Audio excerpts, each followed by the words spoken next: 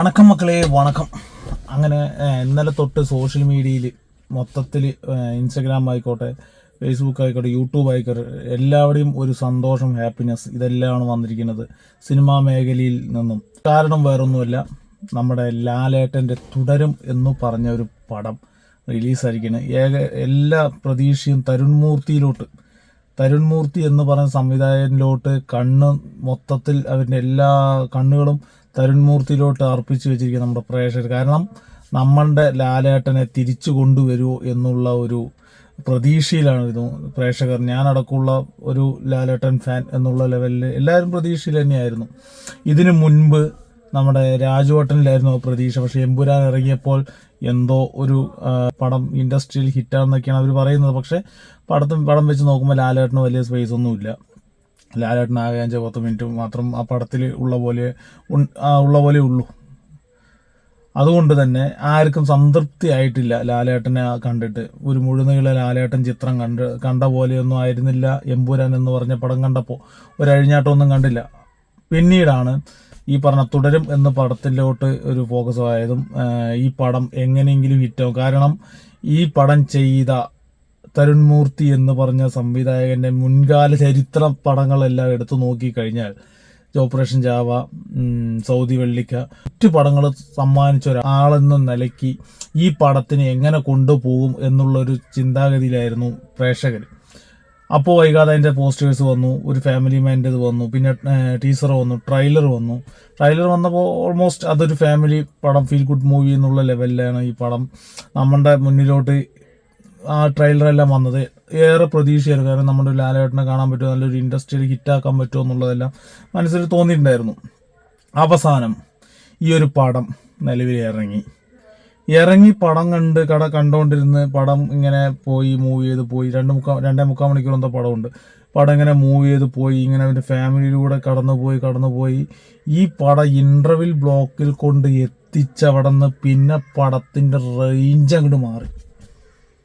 ഒരു ചെറിയൊരു പടമാണ് ഞങ്ങൾ എടുത്തു വെച്ചിരിക്കുന്നത്, ഞങ്ങളുടെ ഒരു കുഞ്ഞു പടമാണ്, നിങ്ങളൊന്ന് സപ്പോർട്ട് ചെയ്യണേ തരുൺ മൂർത്തി ഇങ്ങനെ പറഞ്ഞപ്പോൾ ഇമാതിരി ഒരു ചെറിയ പടമാണ് എടുത്തു വെച്ചിരിക്കുന്നത് എന്നുള്ള കാര്യം ഞങ്ങൾ അറിഞ്ഞത് ഇപ്പോഴാണ്. സത്യസന്ധമായിട്ട് കാര്യം പറഞ്ഞ് നമ്മൾ ആ തിയേറ്ററിൽ നിന്ന് ആ സീറ്റിൽ നിന്ന് എണീക്കാൻ തോന്നില്ല. അങ്ങനെയാണ് ആ സിനിമ പണി വെച്ചിരിക്കുന്നത്. തരുൺ മൂർത്തി എന്ന് പറഞ്ഞ ഒരു ഫാൻ ബോയ് ലാലേട്ടനെ എങ്ങനെ ഉപയോഗിക്കാം എന്നുള്ളതാണ് ഈ പടത്തിൽ നമ്മൾ കണ്ടിരിക്കുന്നത്. മുഴുനീളം പടം തുടങ്ങി പടത്തിൻ്റെ ക്ലൈമാക്സ് വരയ്ക്കും ലാലേട്ടൻ്റെ ആ മുഖം നമ്മളിങ്ങനെ കണ്ടുകൊണ്ട്, നമ്മൾ ആഗ്രഹിക്കുന്ന ലാലേട്ടൻ ആ പുള്ളിക്കാരൻ മുഖം ഇങ്ങനെ കണ്ടുകൊണ്ടിരിക്കും. ആ അഭിനയത്തിൻ്റെ ആ ഒരു ഇതുണ്ടല്ലോ, ആ പണ്ടത്തെ ആ ഒരു ചിരി, കളി, ആ കോമഡി, ആ ഒരു ഫാമിലി, ആ ഒരു രീതി ഉണ്ടല്ലോ, ആ രീതി അങ്ങോട്ട് ഇങ്ങനെ എടുത്ത് വെച്ച് നോക്കുമ്പോൾ ലാലേട്ടനെ അങ്ങനെ കെട്ടിപ്പിടിച്ച് അങ്ങോട്ട് ഒരു ഉമ്മ കൊടുക്കാൻ തോന്നുന്നു ആ സ്ക്രീനിൽ. ചില സമയത്ത് നമുക്ക് കണ്ണു പറഞ്ഞു ഈ ലാലേട്ടനെ ഞങ്ങൾ മിസ് ചെയ്തെന്നാലും ഇങ്ങനെ നമ്മളിങ്ങനെ കണ്ട് ഇരുന്ന് പോവുകയാണ് ആ പെർഫോമൻസ് കണ്ടിട്ട്.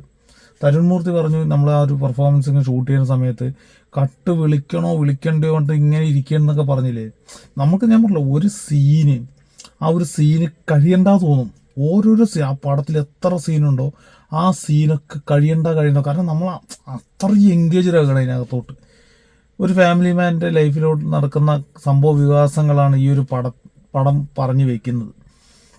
ലാലേട്ടൻ അതൊരു ഇൻ്റർവ്യൂവിൽ പറഞ്ഞത് ദൃശ്യം പോലെ നിങ്ങൾക്ക് കണ്ടുകൊണ്ടിരിക്കാൻ പറ്റുന്ന ഒരു പടമാണെന്ന് പറഞ്ഞു. തരുൺ മൂർത്തി അതിനെ തിരുത്തിക്കൊണ്ട് പറഞ്ഞു ദൃശ്യം പോലെ ഒരു ഫാമിലി ത്രില്ലർ എന്നുള്ളതല്ല, ഫാമിലി പടമാണ്, സിമ്പിൾ പടമാണെന്നൊക്കെ പറഞ്ഞിട്ട് തരുൺ മൂർത്തി പറഞ്ഞു. പക്ഷേ നിങ്ങൾ സ്പോയിലറൊന്നും പറയുന്നില്ല. പക്ഷേ പടം എന്താ പറയുക, നമ്മൾ ഈ സീറ്റിൻ്റെ തുമ്പത്തിരുന്ന് കാണില്ലേ, എഡ്ജ് ഓഫ് ദ സീറ്റ് എന്ന് പറഞ്ഞത്, ആ ലെവലിൽ നമ്മൾ ഇൻ്റർവ്യൂവിന് ശേഷം അങ്ങോട്ട് പിടിച്ചിരുത്തും. പിന്നെ ഇതിൻ്റെ കൂടെ അതിൻ്റെ BGM ഉണ്ട്. എൻ്റെ പൊന്നും മക്കളെ, ജെയ്ക്സ് ബിജോയാണ് ഇതിൻ്റെ BGM ചെയ്തിരിക്കുന്നത്. നമ്മുടെ ഈ പടത്തിലൊക്കെ ടർബോയിലൊക്കെ ചെയ്ത പുള്ളിയാണ്. ആ പുള്ളി വേറെ ലെവലാണ് കേട്ടോ. നമ്മുടെ ഒരു സുഷിൻ ശ്യാമിനെയൊക്കെ അനിരുദ്ധ് എന്നുള്ള ലെവലിലൊക്കെ എല്ലാവരും പറഞ്ഞു. ആ മഞ്ഞുമൽ ബോയ്സും മറ്റു മുമ്പുള്ള പടങ്ങളൊക്കെ ഇറങ്ങിയപ്പോൾ, മമ്മൂക്കൻ്റെ പടമൊക്കെ ഇറങ്ങിയപ്പോൾ. പക്ഷേ ജെയ്ക്സ് ബിജോയ് പുള്ളി ഒരു അനിരുദ്ധാണ് എന്നുള്ള ലെവലിൽ ഈ പടത്തിൻ്റെ BGM പണി വെച്ചിരിക്കുകയാണ്. നിങ്ങൾ വിചാരിക്കും തുടരും ഒരു സാധാ പടം, ഇതിനെന്ത് വലിയ BGM ആണെന്നല്ലേ. നിങ്ങൾ കണ്ടിട്ട് നിങ്ങൾ പറ. ലാലേട്ടൻ്റെ ചില സമയത്ത് ആ ഇമോഷൻസ് ഒക്കെ ഉണ്ടല്ലോ, നമ്മളത് ഇങ്ങനെ ഉള്ളിൽ ആഴത്തിൽ ഇറങ്ങിയിട്ട് നമ്മളെയും കൊണ്ട് കരയിപ്പിക്കുകയാണ്. ആ രീതിയിലുള്ളൊരു ഇമോഷൻസ് കാര്യങ്ങൾ, കോമഡി കൂടി ഇരുന്ന് ചിരിക്കുക. അതാണ് പറഞ്ഞത്, ഇവർ മകൻ, മകള്, ഭാര്യ, ഭർത്താവ്, 4 പേരടങ്ങുന്ന ഒരു കുടുംബം. നമ്മളും കൂടി ഒരാളാവുകയാണ് അതിൽ. ഈ പടം തുടങ്ങിയിട്ട് അവസാനിക്കുന്നവരെ നമ്മൾ ആ കുടുംബത്തിലൊരു അംഗമായിട്ട് കാണും. അതാണ് അവിടുത്തെ ആ ഡയറക്ടർ ബ്രില്യൻസ്. ലാലേട്ടന് പണി അറിയാവുന്ന ഒരു ഡയറക്ടറിൻ്റെ കൈ കിട്ടി എങ്ങനെ ഉണ്ടാവും എന്നുള്ളതാണ്. അല്ലാതെ കോട്ടും സൂട്ടും വന്ന് 15 ഹെലികോപ്റ്ററിൽ ഇറങ്ങി വന്ന് സ്ലോ മോഷനിൽ ഇറങ്ങി വന്ന് എത്രയോ കോടികൾ ചിലവാക്കിയ ആ ഒരു ഇൻട്രൊഡക്ഷൻ സീനൊക്കെ ഇട്ട് അവസാനം ഒരു ഡയലോഗ് അറിയുമല്ലോ എമ്പുരാനിൽ, ഈ ബുള്ളറ്റ് നിൻ്റെ തലയിൽ തുളച്ച് കയറും, കഴിഞ്ഞു. പക്ഷെ ഇതങ്ങനെയല്ല, ഇത് വേറെ വേറെ വേറെ മാറി. ലാലേട്ടൻ്റെ, എൻ്റെ പൊന്നു ലാലേട്ടൻ ഇതാണ് പടം. ഒരു ഫാൻ ഇങ്ങനെ ഉപയോഗിക്കണം ലാലേട്ടൻ്റെ. ലാലേട്ടൻ സിമ്പിളായി നിന്നൊരു മുണ്ട് മടക്കി കുത്തണം. ഒരു ഫാൻ എന്നുള്ള ലെവലിൽ ഈ പടത്തിൽ എന്തൊക്കെ വേണം അതെല്ലാം ഉണ്ട്. ഒരു നാടൻ ലാലേട്ടൻ നമുക്ക് കാണുന്നത്. ഒരു രക്ഷയില്ലടോ. ഒരു ശോഭന അത് അടിപൊളി ഗെയിം. നമ്മൾ ഈ തമിഴും മലയാളവും കൂടിയിട്ടുള്ളൊരു ചൊവ്വയിലുള്ള സംസാരമുണ്ട്. ആ രീതി അടിപൊളിയുണ്ട്. ശോഭന ഇതിന് ഞാൻ പറഞ്ഞില്ല, ഇൻ്റർവ്യൂവിന് ശേഷം കുറേ മാസ് എലമെൻറ്റ് നമ്മൾ ഈ രണ്ടെണ്ണം പൊട്ടിക്കണം എന്ന് നമുക്ക് തോന്നുന്ന സ്ഥലത്തായിരിക്കും ലാലേട്ടൻ അവിടെ പ്രതികരിക്കുന്നത്. ആ രീതിയിലാണ് ഈ പടം എടുത്ത് വെച്ചിരിക്കുന്നത്. നമ്മൾക്ക് രണ്ടെണ്ണനെ കൊടുക്കണം എന്നുള്ള ലെവലിൽ ഇങ്ങനെ റിക്കബിളാണ് അവിടെ ആ കറക്റ്റ് സ്ഥലത്ത് പ്ലേസ് ചെയ്തിരിക്കുന്നത് ഓരോ രംഗങ്ങളും. അതിൽ മണിയമ്പിള്ള രാജു, നിഷാദ്, അങ്ങനെയുള്ള കുറേ പേര് ഇതിൽ എന്താ പറയുക, അവൻ്റെ രീതിയിലുള്ള റോളുകളെല്ലാം പക്കയാക്കിയിട്ടുണ്ട്. പിന്നെ പപ്പുച്ചേട്ടൻ്റെ മകൻ, പിന്നെ ഇതിൽ പറയാനുള്ളത് ഇതിൻ്റെ വില്ലൻ, എക്സ്ട്രാ ഓർഡിനറി വില്ലൻ.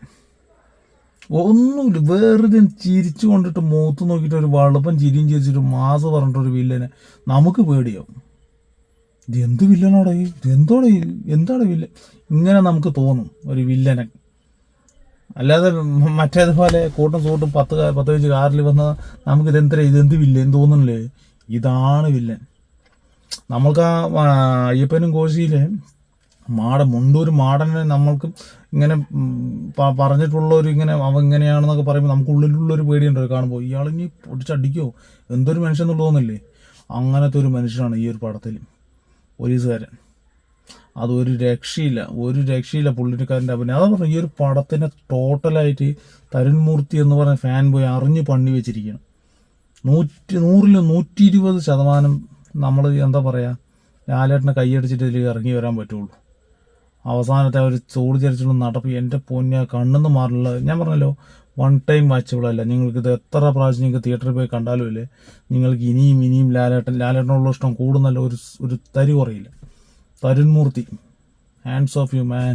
ഇങ്ങനെ ഒരു ലാലേട്ടൻ ഞങ്ങൾക്ക് തന്നതിന് പറഞ്ഞ പോലെ, ലാലേട്ടാ ചേർത്ത് പിടിച്ചോ ഈ ഒരു മുതലിനെ, 1000-1 കാണുള്ളൂ പറഞ്ഞ പോലെ അറിഞ്ഞ് പറഞ്ഞു. കാരണം നമുക്ക് ആ നേര് പറഞ്ഞ സിനിമ ദൃശ്യം 2-ന് ശേഷം നേര് പറഞ്ഞ പടം കഴിഞ്ഞിട്ട് ഏത് പടമാണ് ലാലേട്ടനൊരു ബ്ലോക്ക് ബസ്റ്ററായിട്ട് അല്ലെങ്കിൽ ഒരു ഇൻഡസ്ട്രി എല്ലാം ഈ ഫാമിലി അടക്കം തള്ളിക്കയറിയ ഒരു പടം ഏതെന്ന് ചോദിച്ചു കഴിഞ്ഞാൽ ഒരു പടവുമില്ല. ലാസ്റ്റ് ഇറങ്ങിയ ആ എമ്പുരാൻ എന്ന് പറഞ്ഞ പടം പൃഥ്വിരാജ് കുമാരൻ ഡയറക്ടർ ഇത്രയും വലിയ ഹൈപ്പിൽ വന്നു എന്നുള്ള ലെവലിൽ കയറിപ്പോയിണ്ടാവാത്ത എത്ര പേർക്ക് സാറ്റിസ്ഫൈ ആയി എന്നുള്ളതൊന്നും അറിയില്ല. റിവ്യൂവും കാര്യങ്ങളെല്ലാം കണ്ടതിൽ നമുക്ക് മനസ്സിലായതുമാണ്. പക്ഷേ ഇത് നിങ്ങൾ നോക്കിക്കോ, ഇപ്പോൾ ഞാൻ ന്യൂസ് ഇപ്പോൾ 2ാമത്തെ ദിവസമാണ് ഞാൻ ഈ പടം കണ്ടിരിക്കുന്നത്. ആദ്യ ദിവസം കാണാൻ പറ്റിയില്ല. കുറേ ദിവസങ്ങൾക്ക് ശേഷമാണ് ഒരു വീഡിയോ അടക്കം തന്നെ ചെയ്യുന്നത്, സമയം കിട്ടാത്തതുകൊണ്ടാണ്. അപ്പോൾ നിങ്ങൾ നോക്ക്, 2ാമത്തെ ദിവസം തന്നെ കൊത്തൻ്റെയൊക്കെ തകർത്ത് വാരി മറ്റേ കളക്ഷനൊക്കെ. രഞ്ജിത്താണ് ഇതിൻ്റെ രജപുത്ര ഫിലിംസിൻ്റെ ബാനറിലാണ് ഈ പടമൊക്കെ വന്നിരിക്കുന്നത്. പണ്ടത്തെ ചോക്ലേറ്റ് ഇങ്ങനെയുള്ള പടങ്ങളൊക്കെ എടുത്ത ആളാണ് രഞ്ജിത്ത്. പുള്ളിൻ്റെ ഒരു സ്ക്രിപ്റ്റ് കിട്ടി, അതാണ് അറിയാവുന്ന എന്താ പറയുക, എടുക്കാൻ അറിയുന്നതിൽ കൊടുത്തു. അവൻ നല്ല രീതിയിൽ എടുത്തും വെച്ചു. ലാലേട്ടനെ മാക്സിമം യൂസും ചെയ്തു. പടം സൂപ്പർ ഹിറ്റ് ബ്ലോക്ക് ബസ്റ്റർ ആക്കുകയും ചെയ്തു. നല്ലൊരു ത്രില്ലർ, നല്ലൊരു ഫാമിലി ഡ്രാമ ത്രില്ലറാണ് ഈ പടം. നിങ്ങൾ കണ്ടു, ഫാമിലി ആയിട്ട് പോയി കണ്ടു നോക്കി പടം. ഞാൻ പറഞ്ഞില്ല, കോടികളൊക്കെ എന്താ പറയുക, ഇങ്ങനെ നമ്മൾ കൈ കൊണ്ട് ഇങ്ങനെ മിടിക്കുന്ന ലെവലിൽ ഈ പടത്തിന് കോടികൾ വരും. ആ ലെവലിലാണ് ഈ പടം എടുത്ത് വെച്ചിരിക്കുന്നത്. ലാലേട്ടനെ തിരിച്ചു തന്നതിന് തരുൺമൂർത്തി